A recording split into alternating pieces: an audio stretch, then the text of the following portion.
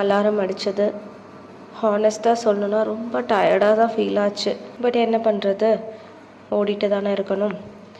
Tea குடிக்கும்போது கூட mind வந்துட்டு ஆஃபீஸ் ஒர்க் இருக்குது, வீட்டு வேலை இருக்குது, ஒரே நினப்பு தான்.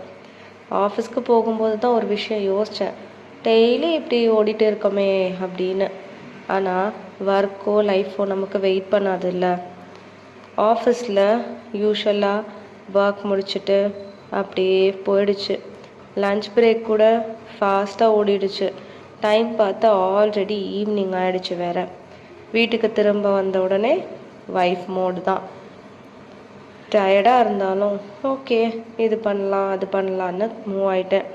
நைட் டைமில் ஒரு செகண்ட் யோசித்தேன், என்னென்னா இன்றைக்கி ரொம்ப பர்ஃபெக்டாக நம்ம இல்லையே அப்படின்னு. But I managed it today. இதுதான் என்னோட சிம்பிள் டே. பட் இதுதான் ரியல் லைஃப்.